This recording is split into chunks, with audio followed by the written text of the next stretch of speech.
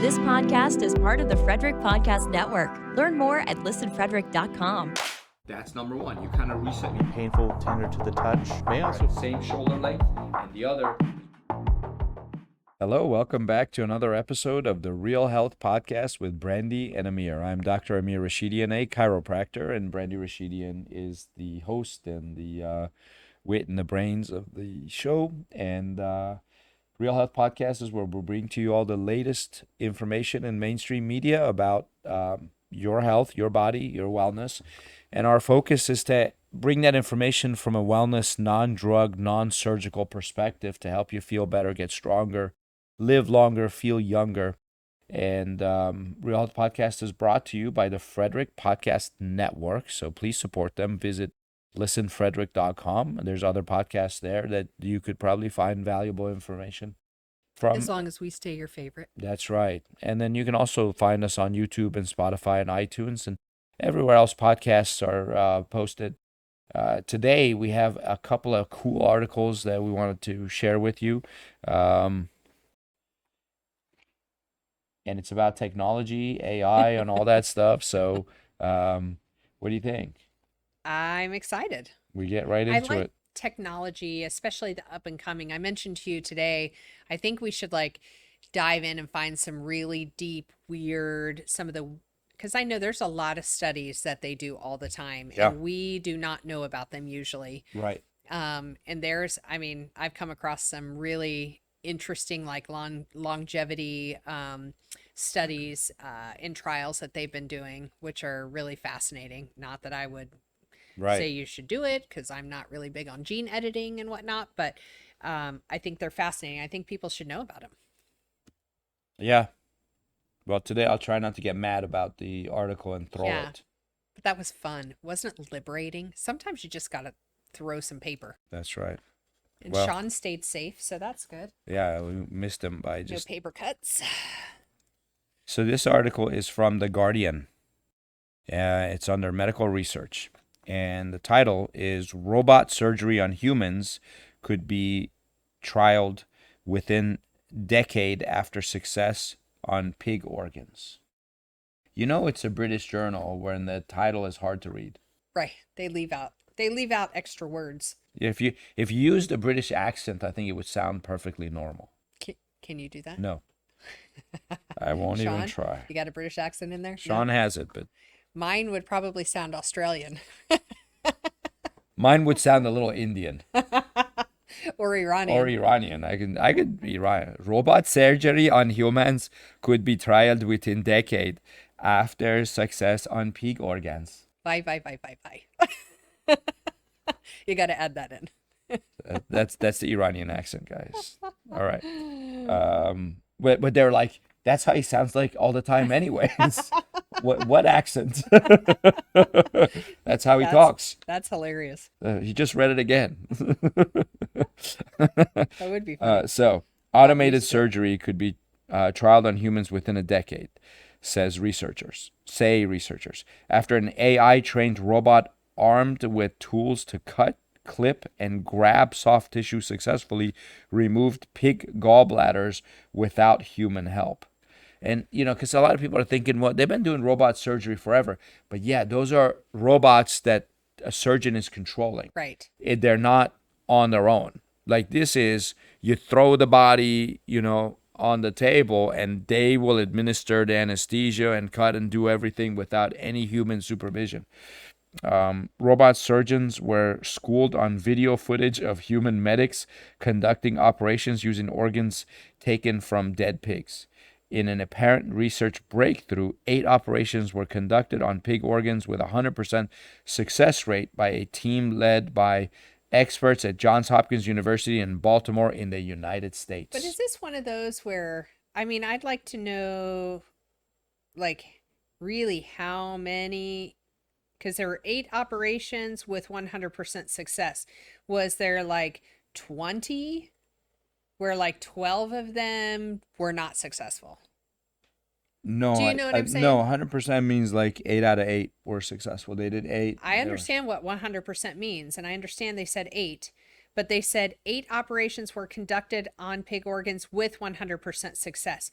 It doesn't say 8 total. Do you know what I mean? Like, Well, the other thing is, what's their definition of success? Because if Correct. they're already dead, if the right, pigs you are can't already kill them. dead, what are you successful at? I'm assuming they were successful at pulling out the gallbladder and sewing the pig back up.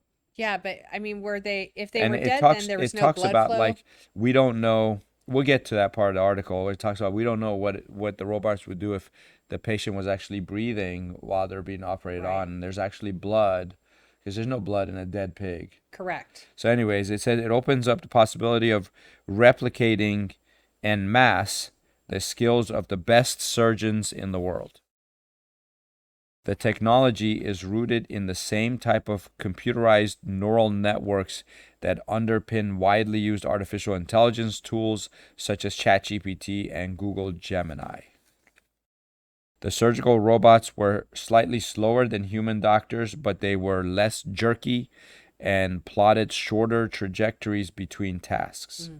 The robots were also able to repeatedly correct mistakes as they went along, asked for different tools, and adapted to anatomical variations, according to a peer-reviewed paper published in the journal Science Robotics.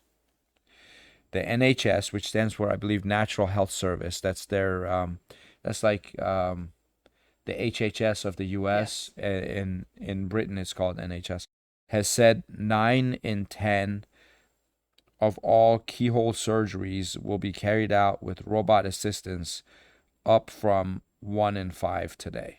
So that's within the next 10 years. In the Johns Hopkins trial, the robots took just over 5 minutes to carry out the operation, which required 17 steps, including cutting the gallbladder away from its connection to the liver, applying 6 clips in a specific order, and removing the organ. The robots on average corrected course without any human help 6 times in each operation. I just wonder if there's ever like an issue, like how many times has like our computer program gone down or it glitches or whatever. We have to do a Control-Alt-Delete. We have to reboot. You know what I mean? Is how much of a risk factor is that during a surgical procedure? It's not like technology is perfect. There's a part of me that goes, okay, there will probably be a huge reduction of human error, right? I mean, the robot's not going to get drunk and go in for surgery. You know what I mean? The robot's not going to be overly tired and go in for surgery and make mistakes. So But the robot also doesn't get upset if the patient gets hurt. Correct. So I don't know. Just a very interesting. Incidentally, while we're talking about pigs, pig gallbladders, a lot of people have their gallbladder removed, and it's laparoscopic. Nowadays, it's so common, it's like appendix surgery. And then the doctor typically tells the patient, you don't need your gallbladder. You can live just fine without it. That's not true. You need a gallbladder because the gallbladder stores bile, concentrates bile, and when you eat food that has fat in it, that bile gets squirted out of the gallbladder into your small intestine, and it helps you process fats in your diet. So you need your gallbladder. It's very, very important that you keep your gallbladder. And if someone's taken out your gallbladder, then you need to supplement with bile salts with every meal. I would say if anyone tells you that an organ isn't necessary, they're probably not telling the truth. There's no organ that's not necessary. Your tonsils are necessary. If Your God appendix gave is it necessary. to you, there's a reason for it. Yeah. And I'm not saying sometimes things don't have to be removed, but I think we should probably second guess it most of the time. Right. Oh, in the old days, they used to be like when they would do a C-section, they would just take out the appendix too. They're like, well, we were there. We just took it out for you, so you don't have to worry about it. They don't do that anymore. But that used to be the case. Anyway, so one day they're expecting these things to do all the operations instead of humans, and with greater precision, less damage to surrounding bodily structures. Tests on dead pig organs do not test the robot's capacity to react to a patient moving and breathing. blood running in the field of operation, and inadvertent injury, smoke from cauterization, or fluid in the camera lens. So they don't know if the robots will be able to handle those things. Well, I say then we put some pigs on bypass. Yeah. Check it out. You know, we did an article on pig kidneys in humans. Mhm.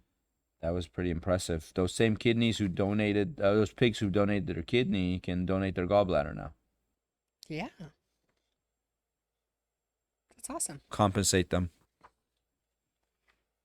Next, this is from the Cleveland Clinic newsroom. The title is FDA approves new blood test for diagnosing Alzheimer's. This is groundbreaking because, you know, as you know, there's no test for Alzheimer's. Like even when someone has all the symptoms of Alzheimer's, you really don't know that they have Alzheimer's until after they die, and you biopsy the brain, then you go, oh yeah, it was Alzheimer's.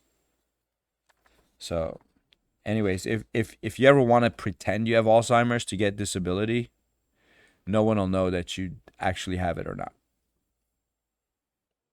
But then you won't remember we told you That's this. no, if they're faking Oh, it. yes. Like you can fake Alzheimer's and no one will be able to prove you're lying. You can't fake diabetes. Like you're like, oh, I think I'm diabetic. Well, they'll do a test. They'll say you're not. Right. You can fake being pre-diabetic. Yeah. You can temporarily make yourself diabetic. Just like eat a bunch of sugar and go in for a blood test. Tell them you were fasting. Yep. And then they'll put you on diabetic medication. Because see, this is what bothers me. They do one blood test, a fasting test. If your blood sugar is high in that, they go, you're diabetic. How do they know how you process sugar? And what if your blood sugar is normal when you're fasting, but you don't process sugar properly? You know what I would do? What? And you can do this at home. Just get a glucose meter at home. They're cheap. Yep. How much are they? Like $40? Good ones are $40. Yeah, it might be a little more than that, but still. Keto Mojo. Keto Mojo, I think was a little more, but it's fine. Those are more. That one tests ketones too. Anyways, a little pinprick, and you check your blood sugar. This is what I would do. I would wake up, let's say on a Sunday morning when you don't have to go to work. Wake up, and before you eat anything, check your blood sugar, write it down. Then eat a big breakfast, and check your blood sugar again right after you eat. Check it again every 30 minutes, and see what happens for the next like 4 to 6 hours. Check your blood sugar every 30 minutes. That will tell you if you're diabetic or not. That'll tell you if you're processing blood sugar properly, your food properly. Doctors don't do that. Why? Because it's too expensive. It's a hassle. Who's gonna sit in the lab all day? Yeah. Right? They're not gonna do it that way. They won't even do it in hospitals. Yeah. Too much manpower. They base it on one test. It's ridiculous. Just like they test, like when they're checking for hormones. Like if the female hormone cycle is complicated, it's Very. 28 days, right? So truly, if you really want to know if the hormone cycle is correct for a female, you really should like check their hormone levels every 3 days for 28 days. Yeah. At that's a least lot. every 7 days. But they don't do that. They do one test. Well, unless you're going through fertility. Then they check it regularly. Well, because they care about the outcome. Anyways, so if you do that test with your blood sugar at home, what you would like to see is when you eat, you don't want your blood sugar to spike. You want it to go up slow and come down slow. If it spikes and crashes, you're not processing blood sugar properly. Even if your fasting sugar levels were normal, ideal is between 80 and 90, but from 70 to 99, they say is normal. There's an ideal range and a normal range. I would go with the ideal range, which is 80 to 90. So that should be your fasting. And then when you eat, it should slowly go up. It should slowly come back down. If it spikes, we got to do something about that. So FDA approved new blood test for diagnosing Alzheimer's. More than 7 million people have Alzheimer's disease here in the United States. That's a lot. Yeah, because remember on one of the podcasts, we checked to see how many people have type 1 diabetes. It was like 1.5 million. Mm-hmm. So this is, 7 million. That's a lot. four times that. That's hard to imagine. I would think in the United States, you'd have more diabetes than Alzheimer's. Well, no, type 2 diabetes is rampant. You can look that up. Oh, you said type 1. Type 1. Oh, sorry, I Type didn't 1 know. is rare. Type 1 is it's not that many. Type 2 is crazy out of control. 'Cause type 2 is a lifestyle disease. Yeah. I wonder Type how many have 1 type 2. is you're born with it. Yeah, go ahead. Check it out. I'll look it up while you're reading. Now, a new blood test may be able to help with early diagnosis. The new blood test that's available for Alzheimer's disease is actually measuring a chemical that comes out of the brain and is associated with the amount of plaque or amyloid protein that is part of the disease. So it's picking up the pathology of the disease and can do this actually very early in the disease process, explained Charles Bernick, MD, MDH, neurologist at Cleveland Clinic. Dr. Bernick said the new blood test, which was just approved by the FDA, is for adults over the age of 55 who are showing signs of Alzheimer's disease. Alzheimer's is the most common cause of dementia. Symptoms typically include memory loss and the decline of other cognitive abilities like being able to use logic and language. The blood test gives a person the chance to start treatment sooner. What's the treatment for Alzheimer's? I know there's a couple of. Medication. Remember, it was you remember there was a light therapy we reported on. Yeah, but I guarantee you that's not what they're doing. They're not going to do that one, yeah, because that one works better. Just to answer your question before, or my question, in the United States, roughly 34.5 to 36.5 million people in the U.S. are estimated to have Basically, type 2 30 diabetes. 30 times more type 2 diabetes than type 1. 8.7 million people have diabetes but don't know it. Ouch.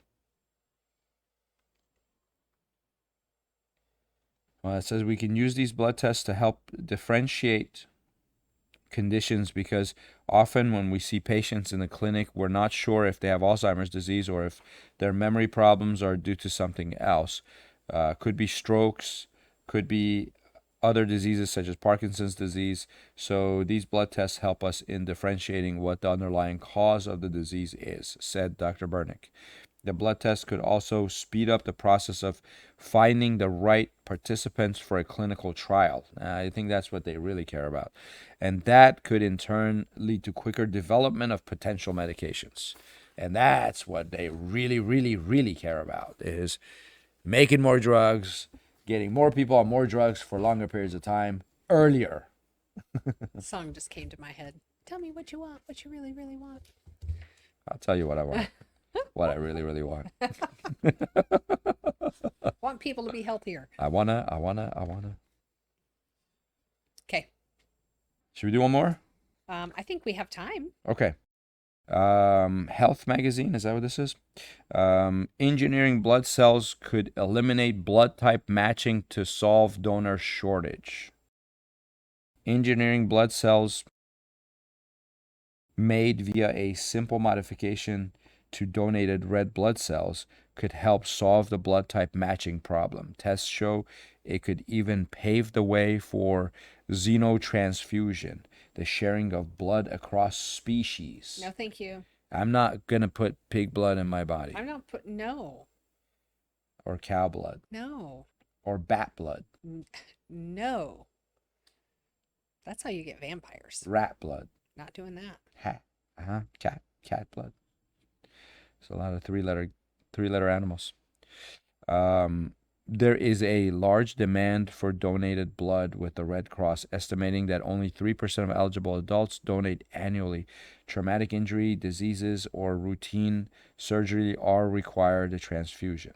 Erythrocytes, red blood cells, are fragile and can be easily damaged during medical procedures as well as during freezing for long-term storage.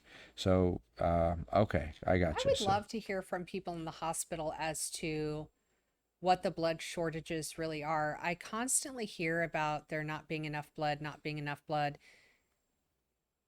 But, I mean, we hear it in like articles, but I never see like these big, like Frederick Health never comes out and goes, oh my gosh, we're running out of blood. Can you please donate? Do you know what I mean? Yeah. So matter of fact, I don't even see big donation drives like we used to. Oh, yeah. So it's weird to me to read that there's such a massive shortage, but yet we aren't seeing more push for donations. Yeah, that's interesting. Well, now we're gonna have engineered blood, so we Well, don't need to donate as thank much. goodness. Red blood cells also carry protein in their surface called antigens, which dictate blood type and require that donor and participant blood are carefully matched. So overcoming these challenges and creating a more stable and universal blood supply was the lofty goal of an international team working in China, the United States, and Europe. To achieve it, they took inspiration from tiny plankton known as diatoms, who incorporate silica into their bodies to form an inorganic shell. Our goal is to develop life material composites that integrate biological processes or living organisms, cells, tissues, with artificial material or technologies, said Wei Zhu, a researcher at South China University of Technology. Zhu and his colleagues previously studied how condensing silica, a chemical compound of silica and oxygen around cellular structures, preserved the microscopic machinery of cells without impeding functions. Without impeding functions. For him, blood cells were the obvious next target, giving erythrocytes a coat of silica armor to protect against toxic substances and the stresses of mechanical transfusion or cryopreservation would help make them more resilient to storage. What do you think about this? Like engineered blood to save people's lives. I mean, I don't even like the idea of like a probiotic that's quote unquote shelf stable now. Do you know what I mean? There are just certain things that I don't know. We go in and we try to re-engineer things to make it better, easier, like more accessible. Yeah, I mean, they said only 3% of people donate blood. But like you said, if they did those blood drives like they used to, I think more than 3% would donate. And if we change that to 6%, doubled, Right. that would be probably plenty. Yeah, And I would assume it's a lot cheaper to just have people donate blood. I guess some people have like a rare blood type that's hard to find. Maybe it's good to have some of this engineered blood for them because it's universal. There's also, I know a lot of people don't like to talk about it, but because of certain things that have happened over the past 5-6 years, they're saying there are some people, I've had patients say that since they were vaccinated, they're refused. Oh, really? They won't let them donate blood. So I think I don't know what the underlying, foundationally why or Yeah. what's going on. Right. And that's just that's what somebody has said to me. Maybe something to do with the clotting factors, and maybe when you store that blood, it clots more or something. Maybe. But I just know, we just have to be cautious about what we put into our body because it changes things. So they do this. Is blood is mixed with sillification. Isn't that a great word? Sillification. Where you make something silly. Sillification reagent followed by a rinsing step at the molecular level. The silica compounds bind to the surface of blood cells and then react with adjacent cell surface proteins, which cause the silica to cluster and condense at low temperatures, creating a continuous shell. It is a simple, cheap, controllable process that could be conducted in any lab with minimal equipment and expertise. This is like when you were teaching that woman last night how to make, it was Terry. You were teaching Terry how to make those truffles, and you go, it's so easy. It's simple and easy. Doesn't require a lot of utensils. And she's like, that doesn't sound simple at all. Like to me, Sillification doesn't sound too simple, but they're like it's cheap and simple. Anyways, encouraging first steps. After confirming the sillification process worked, the cells underwent a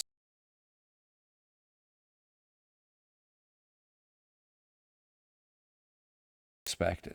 Given our experience in the field, we had anticipated that biosillified erythrocytes would enhance mechanical properties and resist damage from toxic substances. This proved true, and the team achieved nearly 100% cold storage.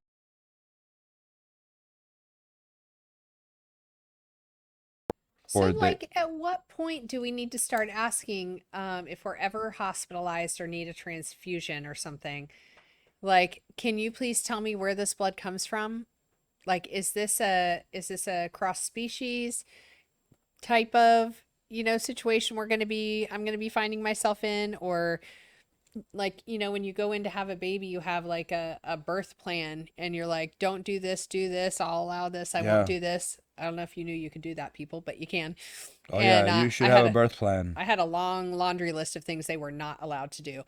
But I'm like, do we need to do that anytime we go in? Like, hey, I'm not real big on pig organs, or I don't want bat blood. You know what I mean? I don't want silly blood. Sillified. Yeah. Sillificated blood. Yes. It says in tests with both rats and mice, the team found that the surface antigens that would normally react with a recipient of a different blood type were blocked, but the blood still carried out its essential functions. The engineered cells were used during rat liver transplantations, blood type matching, and they even were a mouse model with human blood. According to Zhu, the breakthrough offers the potential to revolutionize future clinical applications. So there you go. Leave it to the Chinese to put human blood in rats and make it work. Although U.S. was part of that. Anyways, let's save this next one for another time. We're probably going to talk about, playing sports in heat and how to stay safe. It's not that hot of a summer, but it's got its actually pretty hot. Hot days, yeah. Yeah, we've been in the 90s. We had a big heat wave a couple weeks ago. Yeah, it started cool. Like we got off to a late start, but then you're just inside all the time. The past couple of days, it hasn't been too humid. No, yesterday was really, really nice. Definitely do enjoy driving with the top down, though. That is fun. That is fun. Anyways, join us next time. We'll be back in just a few days, and we'll go over this one. Plus, I like, how you talked about having birth plans. There's a lot to the whole do not resuscitate plan that people have, and we should talk about that, because I believe it's a very, very important subject. Anyways, take care. God bless. And please comment. Let us know what you're thinking, and we'll talk to you soon. See you next time. This podcast is part of the Frederick Podcast Network. Learn more at listenfrederick.com.